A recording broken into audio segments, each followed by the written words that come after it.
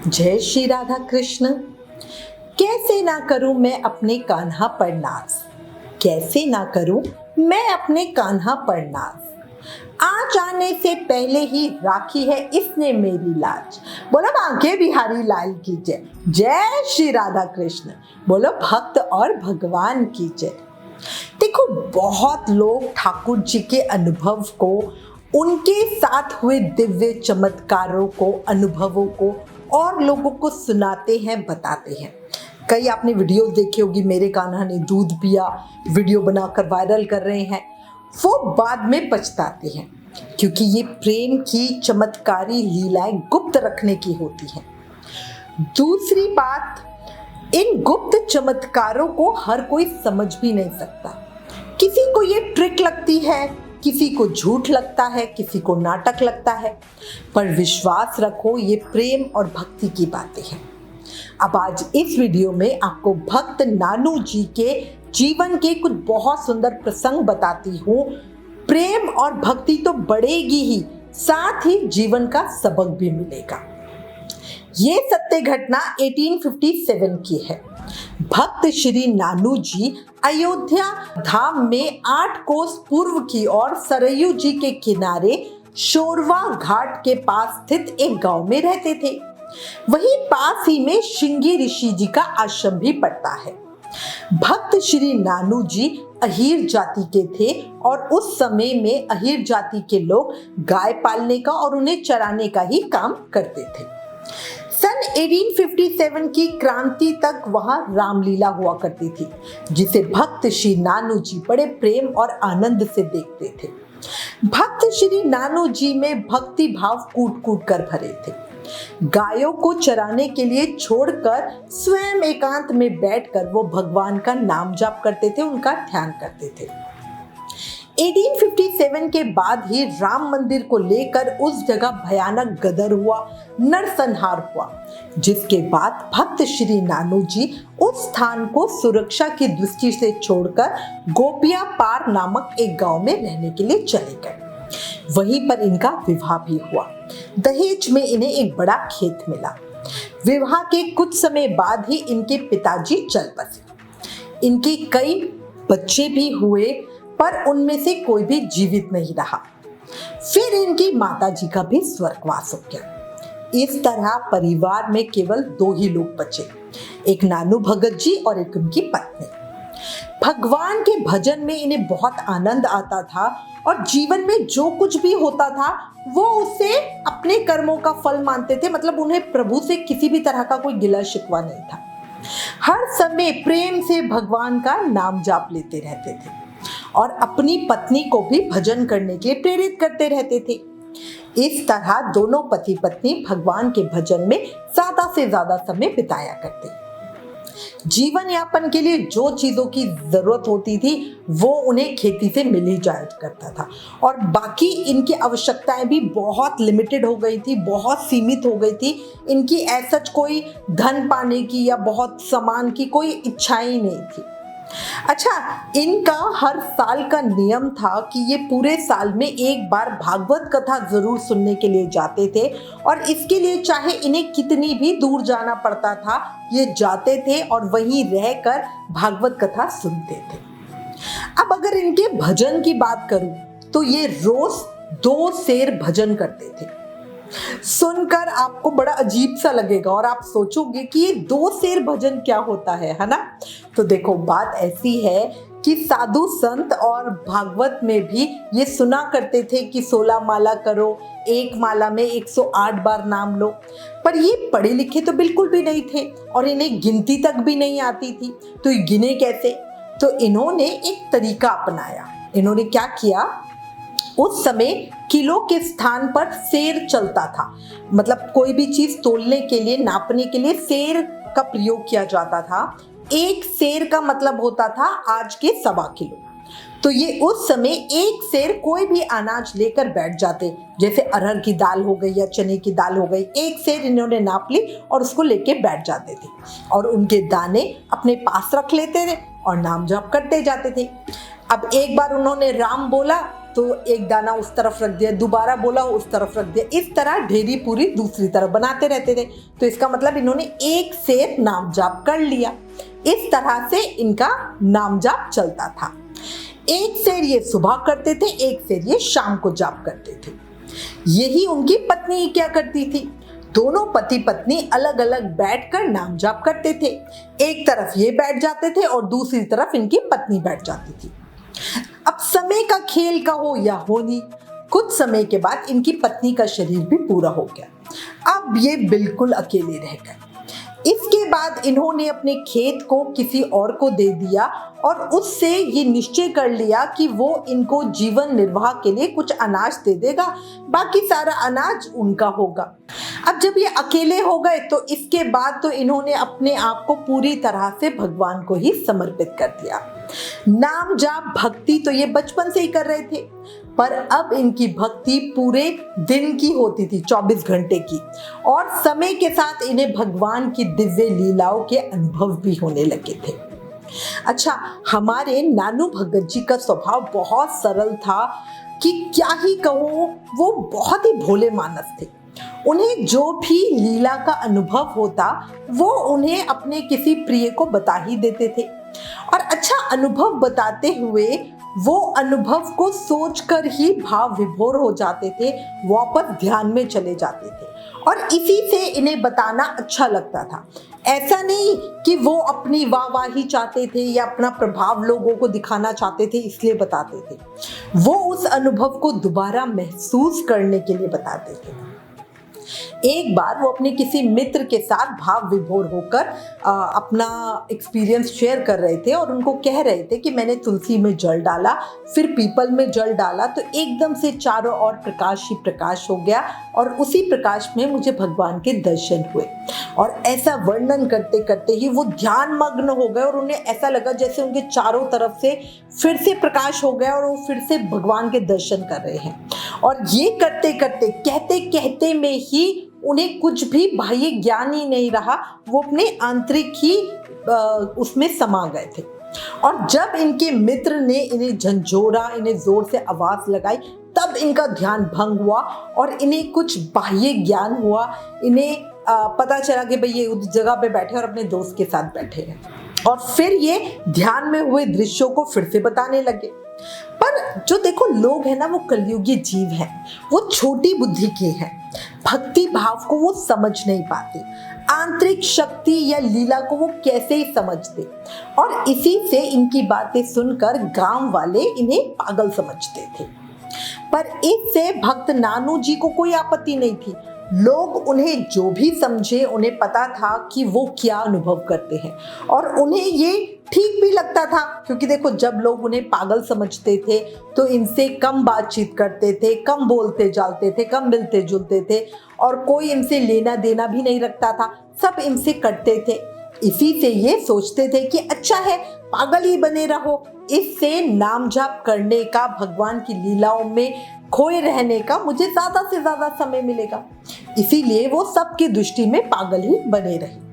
पर धीरे धीरे इनकी वृत्ति अंतमुखी हो चुकी थी। ये अपने आप में, अपनी आत्मा में, अपने प्रभु में ही ज्यादा खोए रहते थे, और इन्हें भगवान के दर्शन, उनका अनुभव भी अधिक होने लगा था।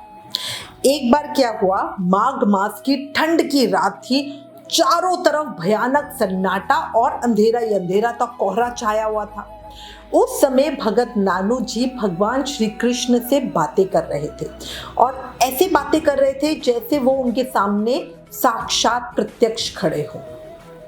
भजन भले ही ये भगवान राम का करते थे, पर एक भक्त ही समझ सकता है कि भगवान राम और भगवान श्री कृष्ण में कोई भी भेद नहीं है, और इसी से उन्हें भगवान श्री कृष्ण ने बहुत बार अपने दर्शन भी करवाए थे।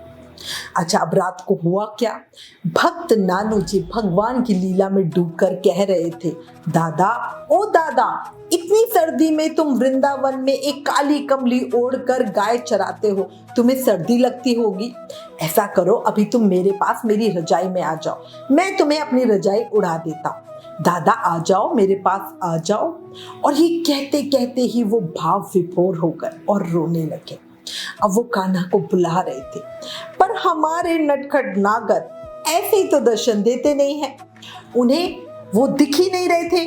वो कभी, अब भक्त इतने मतलब एक होता ना आतुर से हो जाते हैं, एकदम बड़ी बेचैनी सी हो जाती है। वो कभी उठ जाते, कभी लेट जाते, कभी उन्हें आवाज लगाते, कभी रोने लगते। ऐसा करते करते रात के 1-1:30 बज गया। फिर इन्हें कुछ हल्की फुल्की सी नींद आई।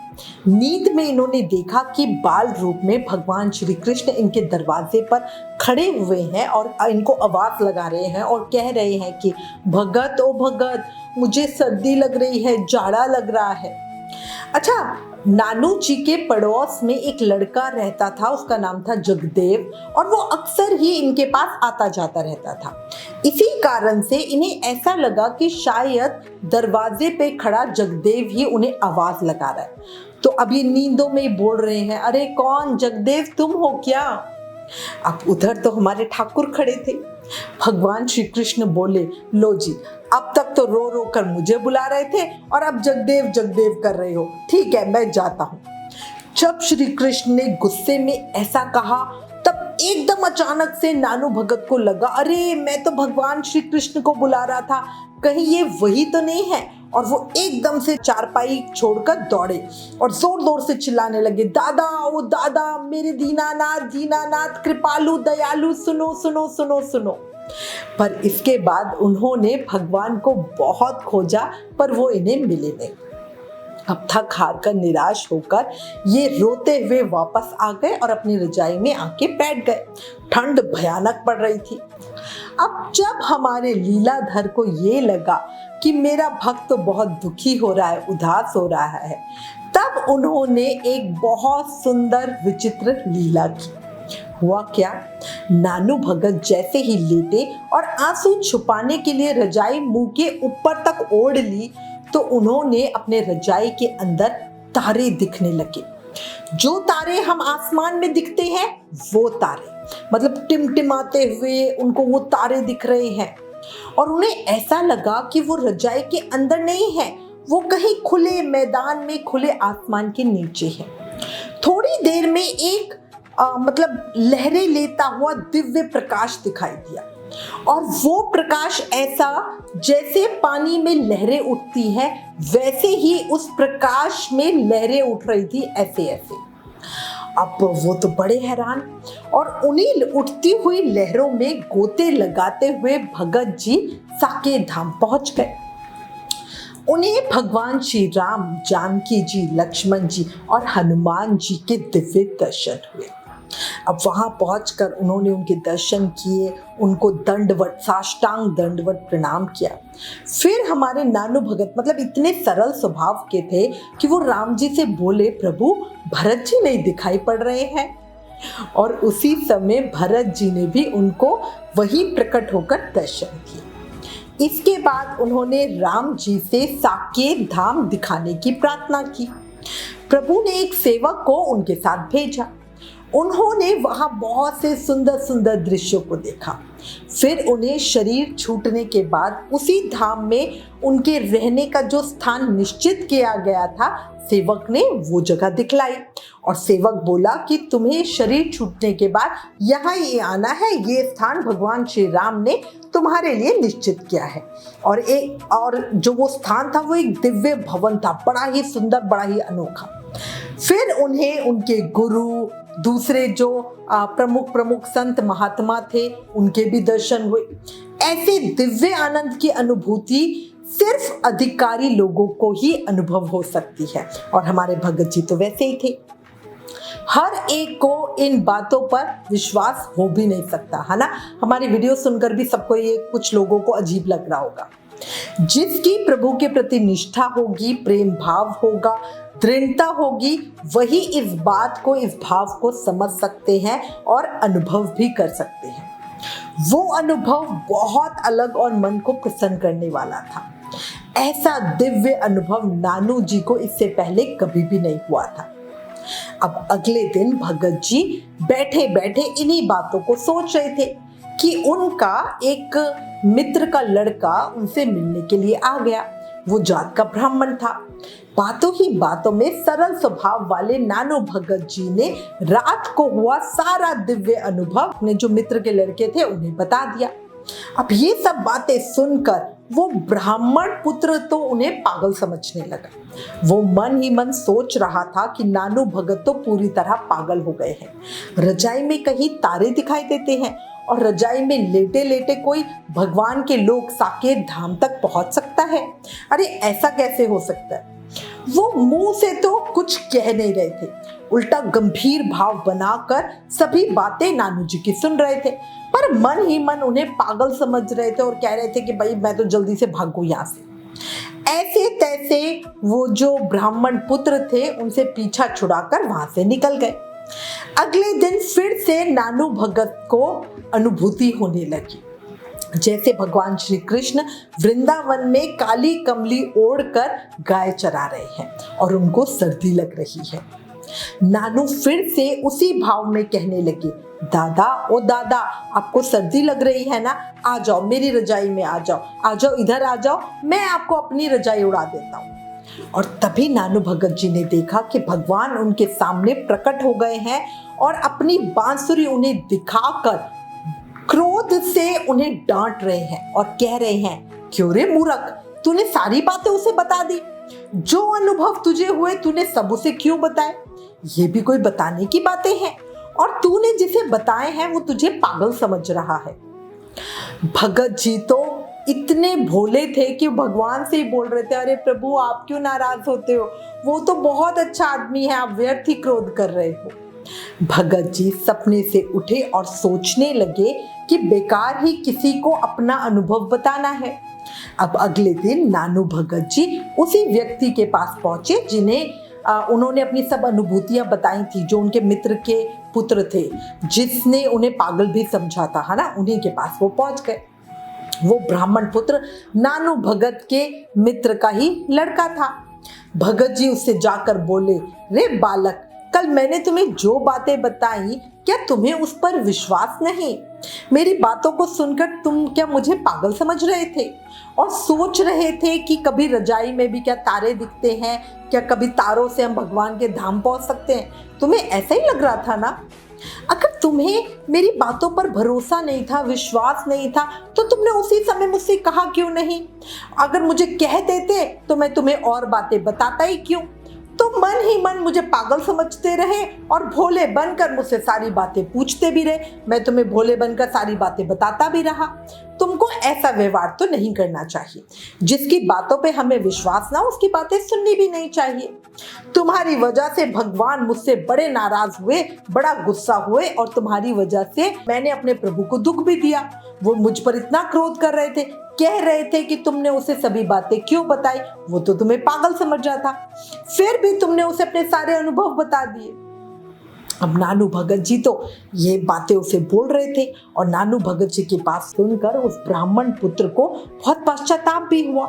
अब उसकी समझ में ये बात आ चुकी थी कि ये कोई बहुत पहुंचे हुए ही भक्त हैं, क्योंकि स्वयं भगवान श्री कृष्ण ने आकर उसको मेरे मन की सारी बातें बताई।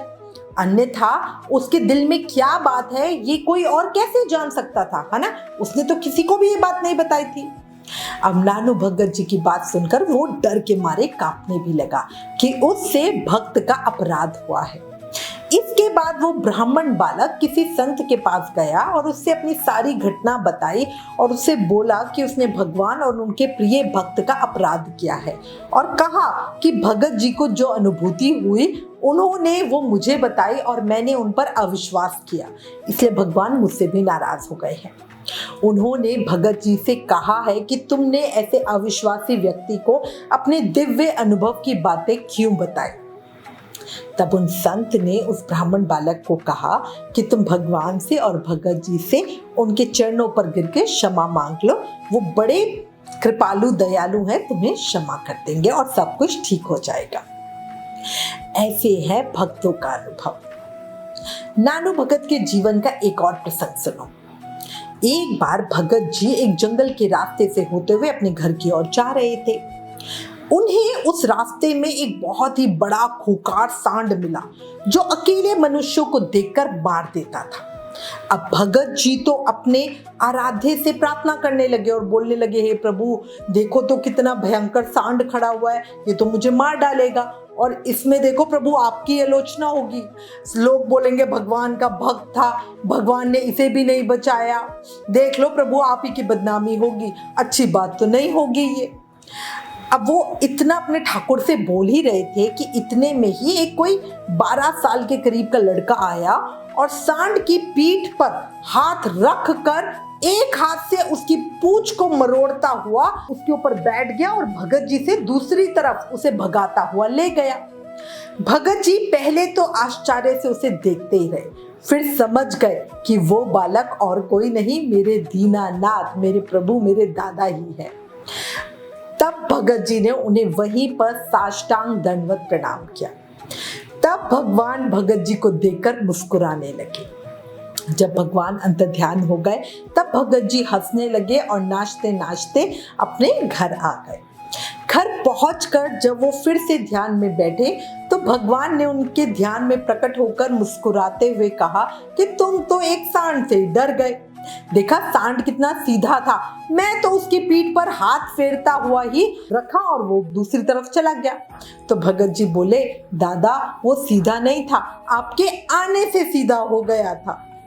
इस तरह कितनी ही बार भगत जी को भगवान का साक्षात अनुभव और साक्षात प्रत्यक्ष दर्शन हुए।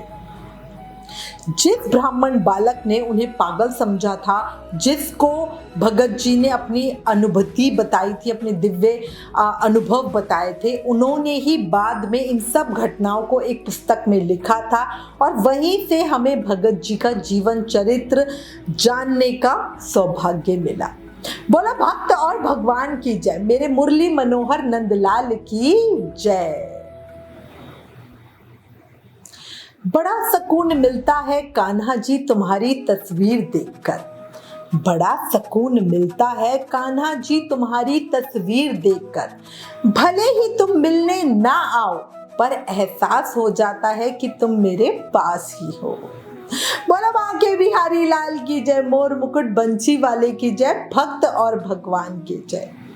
अगर भक्त के चरित्र, उनके प्रेम और भक्ति के साथ मेरे ठाकुर की कृपा भरी इस सुंदर सत्य घटना ने आपके दिल को छुआ, आंखें नम हुई, शरीर के रोंगटे खड़े हुए, तो प्लीज इस वीडियो को ज्यादा से ज्यादा शेयर करें। Please like, share and subscribe. Thank you. जय श्री राधा कृष्ण।